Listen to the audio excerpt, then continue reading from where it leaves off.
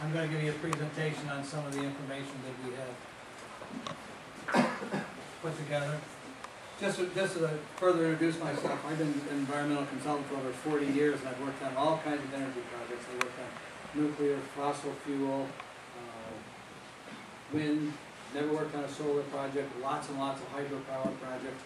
In 32 different states, I've been doing this for a long time. I've actually done lots and lots of work on the Delaware River here. I worked with the Delaware River Basin Commission on the project, monitoring shadows here for like 15 years, so I've got a lot of experience in doing this stuff. A bunch of experience in New York State, a bunch of experience throughout the United States, lots and lots of pipeline projects and a bunch of gas field projects, putting together the environmental stuff that needs to do that. Most of my work that I've done has been for the utility companies themselves, but I've also done a lot of work for the regulatory commission. I've also done a lot of work for state regulatory commissions and municipalities. So, and onward and upward here. How taxes administered in New York State on natural gas. The one thing that this presentation is, I've adapted it from a presentation that we got on the advisory panel from the Office of Real Property Tax Services. This is actually how it happens in New York State. It's called an Ad-Valorem tax, which is the same kind of tax that you pay in your house. It's according to value. It's an Ad-Valorem tax.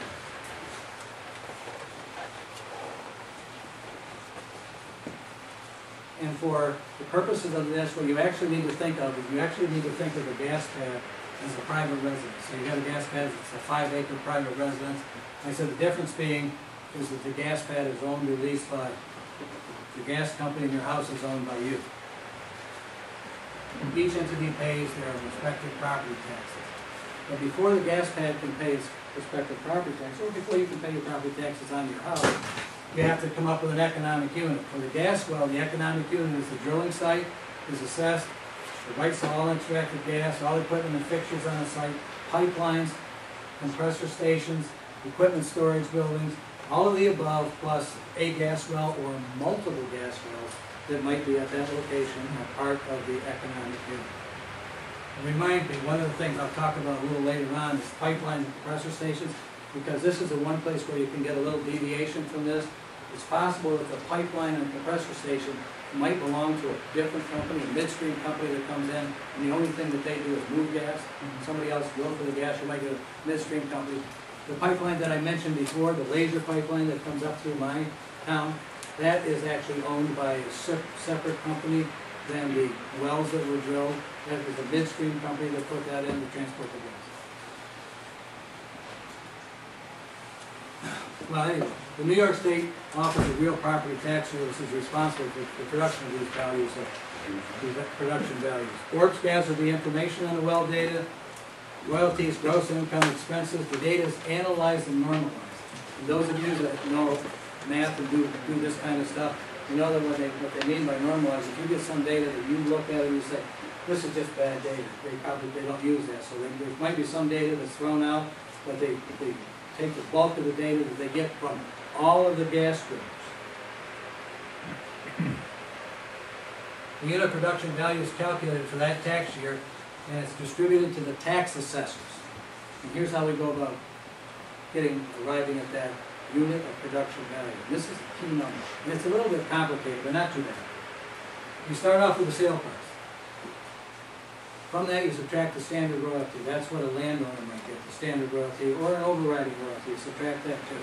The overriding royalty might be what if a landman came to you and signed you up, if you actually signed up with a landman, who came in and said, I'm representing Chesapeake.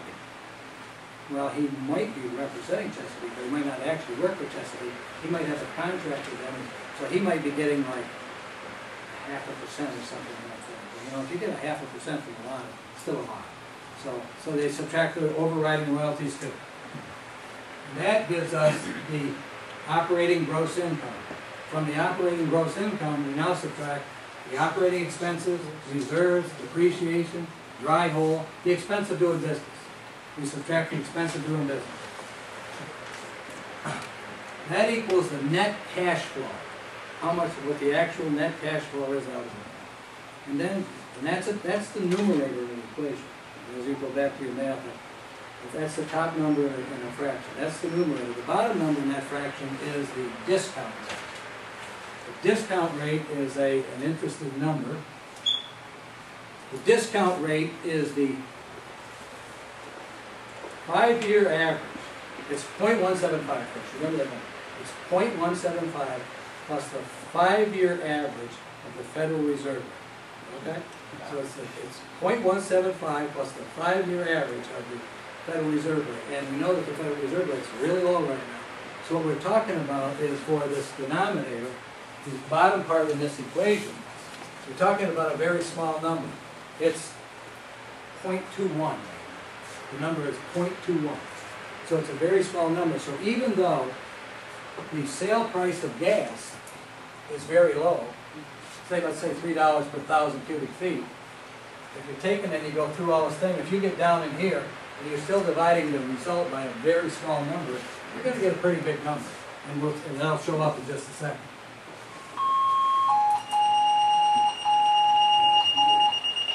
Now, to confound it just a little bit more, after you get that number, that's not the number that your assessor gets. Your assessor actually gets the average of 5 consecutive years of that number. And what you actually do is you go back 6 years and come forward 5. You go back 6 years and come forward 5, and the average of that number is the number your tax assessor gets. And it's really, once you get into it, and talking to the people from Warps, it's really simple to understand why they do that. They do that for the benefit of the town's tax assessor in the town. Because if you didn't do that, if gas was $6 per 1,000 cubic feet, and now it's down here to $3 per 1,000 cubic feet, and then it jumps up to $4 per 1,000 cubic feet, and if you only use that year's numbers, the town board and the tax assessor would have one whale at a time trying to figure out what to do with their budget. I mean, it would be jumping all over the place. So in order to make that more flat, they actually take a 5 consecutive calendar years, but it actually goes back 6 years, it's forward 5. So, for the number that was used in this year's taxes, the actual number that was used in this year's taxes for people who have natural gas drilling, they went back 6 years, then came forward 5, so they started for the number that went out in January of 2012. They went 2006's number, 2007's production year, 2008, 2009, 2010. And you see how it goes up and it goes down, it goes up and it goes down. And so the number for, divide that by 5 years.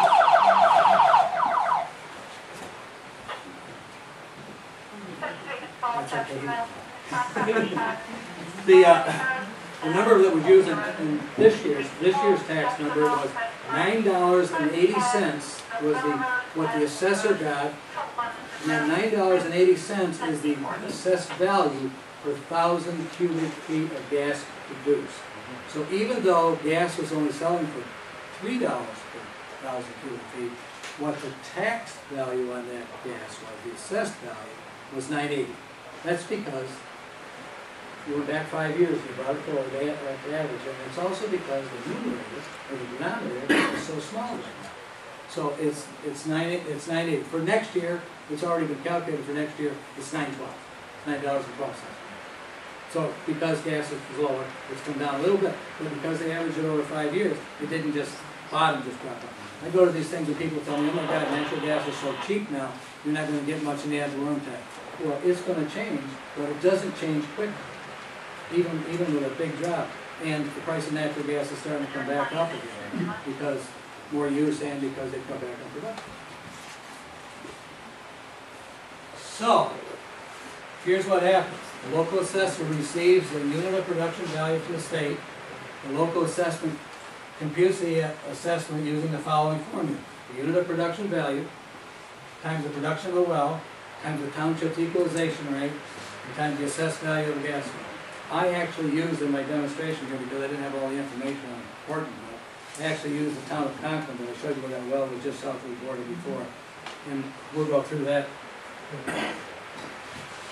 But before we get there, this numbers are right out of the SGIS in Chapter 6. You can find this in a table. This is the production from a single well that the DEC has in the SGIS. They got this number by taking all the gas well production from a year in Pennsylvania and going through and saying this is what happens. First year they had 803 million cubic feet. Next year it dropped, this is year 2, it drops down to 354 million cubic feet, then down to 258, 201, 166. Then it starts to level right out, and they predicted it's going to level out and go out at that, about like that for the next 30 years. So it starts off high, drops down, and then levels out. So, now the local assessor gets that information again, and he uses it this way. He gets the unit of production value, takes the production of the gas well, and if we use the number that DEC had in their SDIS, the 803 million cubic feet, that's a year's worth of gas, 803 million cubic feet. Drop the last 3 zeros, and you got 803,000 cubic feet units, each one being assessed at $9.80, and then you multiply that by the equalization rate in the town that we're talking about of 69.5%. The assessed value on that well in that first year is $5,469,000. That's a lot. That's like having a very nice shopping center. That's a $5 million assessment. Okay. That's one well. That's one well on the pad. I'm not talking about all 6 wells. If you had all 6 wells operating, and we'll get into that a little bit, you'll see what happens with the tax. All right, here's what I did. Let me explain what I did here. I made a tax table up for the town of Conklin, which had the 69.5% equalization rate. I made a tax table up, and I actually went back through the figure that I showed you in the beginning, where I put 2 wells on in year 1, 2 more wells on in year 2, and 2 more wells on in year 3. So the second year, where we chose 4 wells at the top, 2 of those wells have been decayed. They're no longer producing the 803 million cubic feet. They're down to the 354. And when you go out to the third year, but has the 6 wells at the top, you have 2 wells at the 803, you have 2 wells at the 254, and you have another well, the third 2 wells at 128. And so we went through and we used the town's equalization rate, we used the town's tax rate. And you can see here that in the first year with 2 wells on the thing, county services in Broome County was going to get about $113,000. The town general would get $21,000, the town highway $24,000. The town had a light thing, $19,000, and fire protection $13,000, and the school taxes out of those 2 wells would have been $401,000 out of those 2 wells. They were on 1 well pad. 2 wells, 1 well pad. Then you go to year 2, and you've got, in that year, you're going to get $163,000 to the town. Remember, we got 4 wells on, 2 new ones and 2 old ones. And you go on down to 30,000, 35,000. You go down to the school taxes, $579,000. Then you go to year 3, and you're out to the county services getting almost $200,000 with the 3. We saw 6 wells operating on it, 2 new ones, 2 one-year-old ones, and 2 two-year-old ones. $37,000 for the town general. Highway gets $42,000. The lights get $34,000. The fire protection gets $24,000, and the school district gets $708,000 this year. The thing that's interesting about this is one of the things that happens in an environmental impact statement, and it's something that should be done in every environmental impact statement, and I've written hundreds of them in my life, is that you not only have to address the negative impact. When someone says, what's the environmental impact? Well, people say, the first thing that pops into your head is, what's the negative environmental impact? Well, not all environmental impacts are negative. You should also address the positive environmental impacts. And the tax base that goes to the town, I don't care if you live on a 1-acre lot or whether you have 500 acres. The whole town benefits from the Ad-Valorem tax, the way it is. And the landowners group, of which I'm a member of, we're passionate about the Ad-Valorem tax. When I go to my advisory panel meetings, we're always talking about taxes and the state should have a 7th tax, that we should keep the ad valorem tax. And somebody will say, there's no statewide tax in New York on gas production. That's right. There's no statewide tax in New York on gas production. There's no statewide tax in New York on gas production. There's the ad valorem tax, and the difference between that is if you're going to have a gas well in your town or a gas pad, you're going to have truck traffic, you're going to have that kind of stuff. You want the ad valorem tax because the ad valorem tax stays local. It stays here, just like your property tax stays here. The ad valorem tax stays here. If you have a severance tax, where's the severance tax? Anybody know what a severance tax is? The big hole. Right, it goes there. We all have our own opinion about that. It goes off. That's 1 square mile. That's one well pad, 1 square mile. I don't know how big your town is or what the acreage is in your coalition, but I know what the acreage is in my coalition. The town that I live in, the town of Windsor, we have in our coalition, this is unleased land. We have 86,000 acres in our coalition of unleased land. Plus, there's probably another 25,000 already leased.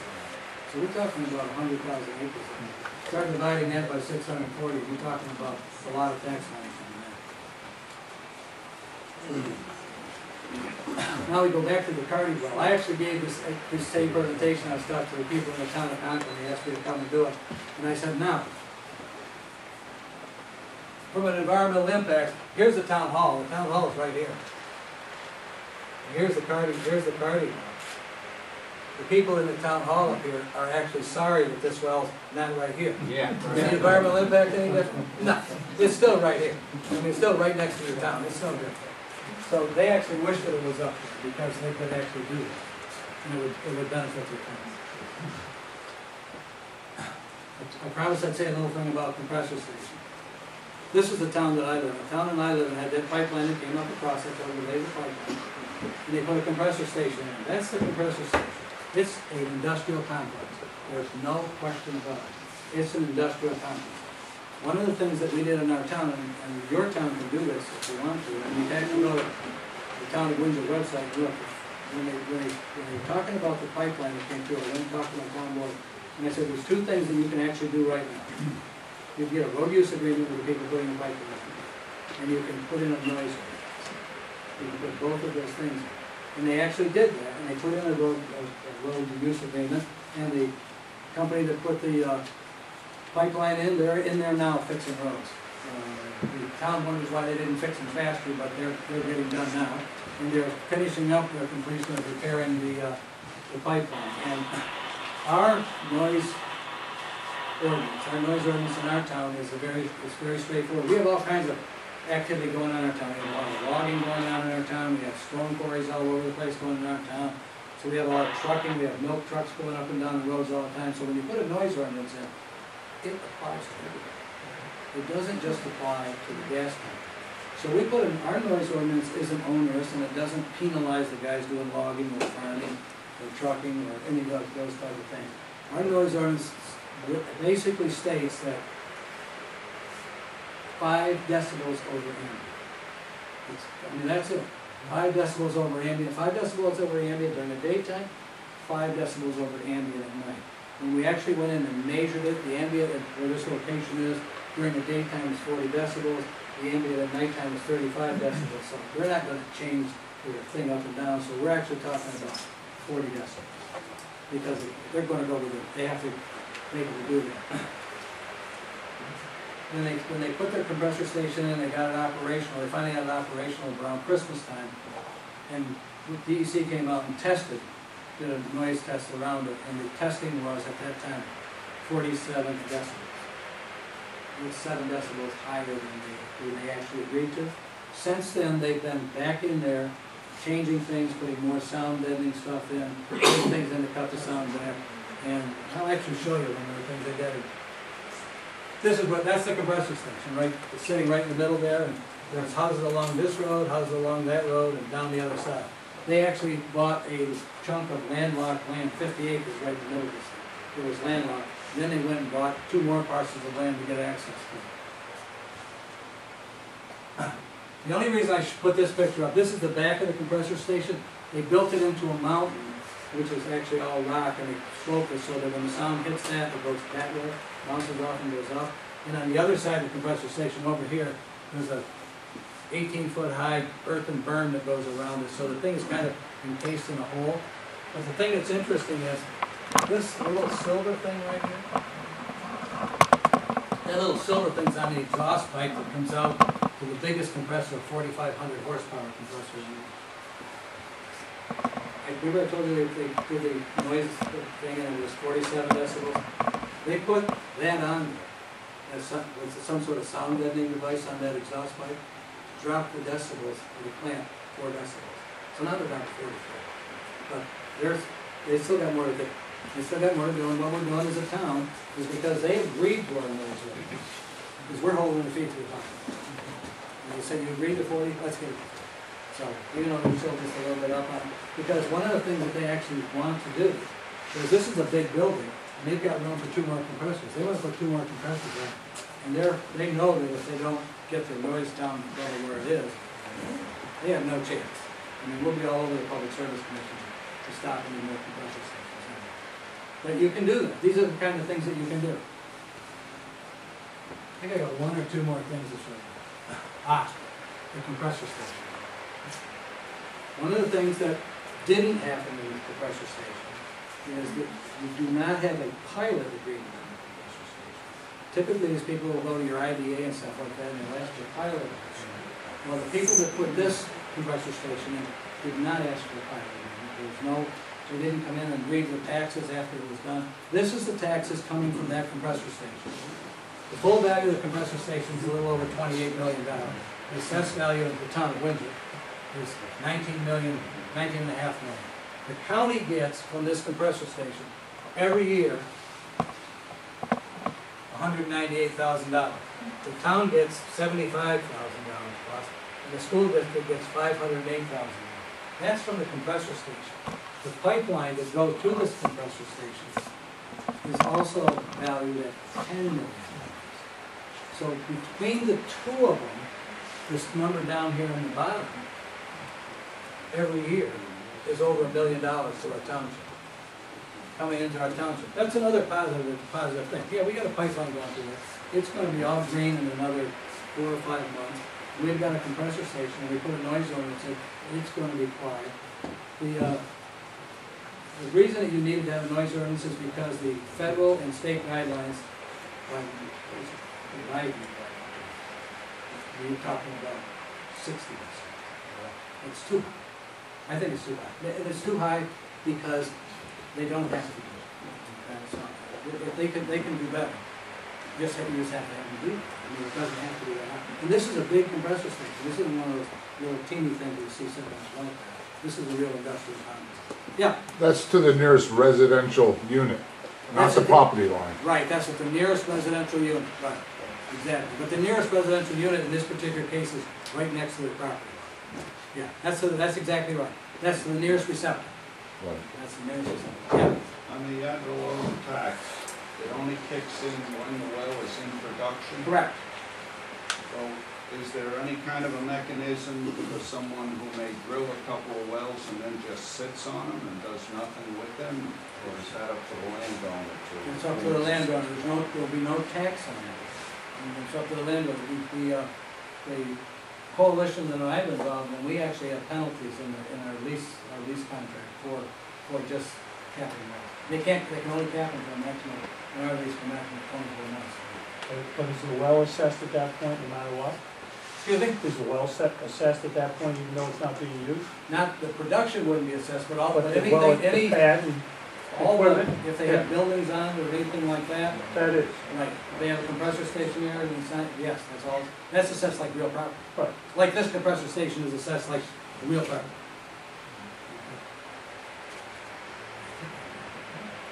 Oh, one last thing. I keep saying one last thing, but honestly, this is one last thing. One of the things that happens on our advisory panel all the time is we get comments that the regulatory agency, the DEC, if you will, doesn't have enough staff to regulate. And one of the things that the DEC has always said from day one, in all the conversations that we've had with them, is we won't have any more wells drilled than we can regulate. So that means that if they can only regulate 50 wells a year, they're only going to give out 50 permits. They're not going to give out 500 permits. They're only going to give out the ones that can regulate. And one of the things that we've said from day one is in the advisory panel meeting, our first thing the DEC came to us, they said, here's what we think is going to happen. We think what's going to happen is there's probably going to be about 75 wells in year one. In year two, maybe 200. year 3 maybe 325. And so we think it'll probably follow the same growth rate that it followed in Pennsylvania. Well, the stuff you've seen in the papers recently, the New York Times, where there might be 50 wells, it doesn't change, that's not much different than what they've been saying. And they also said that there would probably, the DEC also said way back when, it would happen probably along the Pennsylvania border and work its way out from there. It's not much different from that either. That's pretty much the same. And who would think differently? If you look at where the Cardi well is, it's just over the border in Pennsylvania. They're gonna come, no. They're gonna come north. They're not gonna go from there and jump all the way up to Madison. They're gonna just keep spreading out. So anyway, this is kind of interesting because these are a few coalitions that I know about in my area who have actually leased their land to different various gas companies. There was one in Tioga County back in 2008. They leased 30,000 acres to Fortuna, and for $2,000 an acre.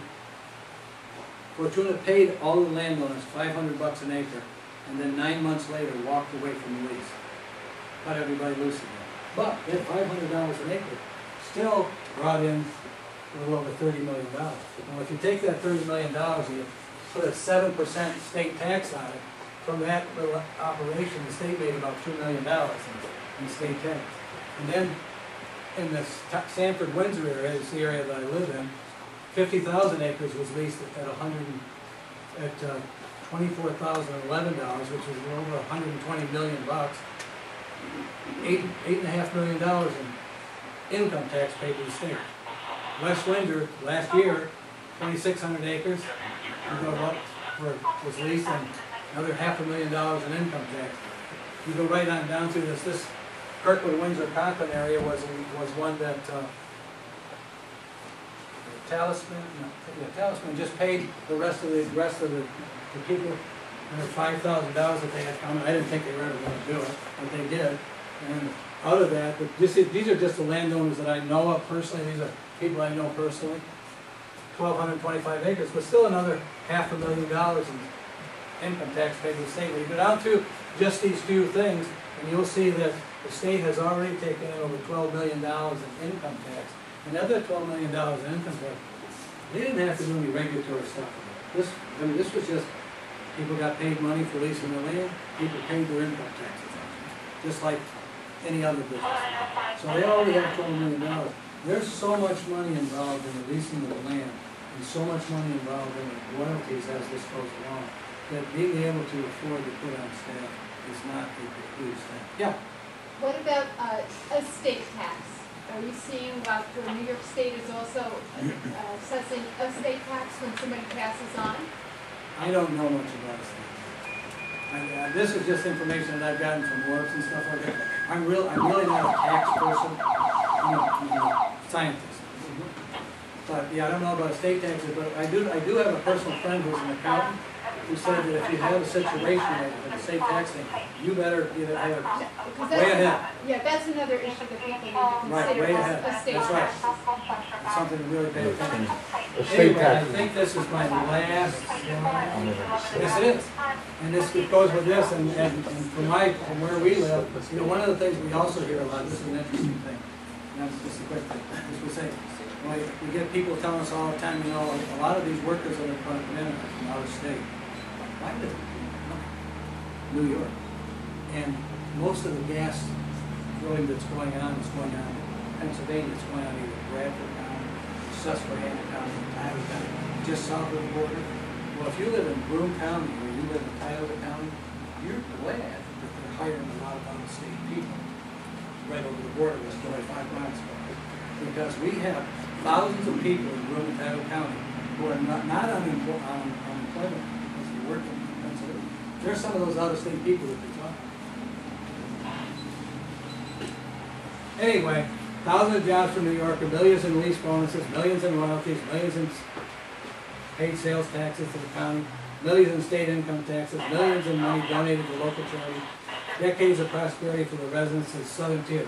Here's something that just happened this last week in Broome County. Talk about money to the county. Chesapeake and Inflection just mortgaged a whole bunch of their leasehold. They mortgaged it. Well, when they mortgage, they have to pay mortgage taxes in the county. Well, it's 1%, and the county really mortgaged $300 million worth of these. So last night I was at a meeting with the county clerk happened to be there, and he said, we just picked up $300,000. He's happy. So, that's it. Thank you.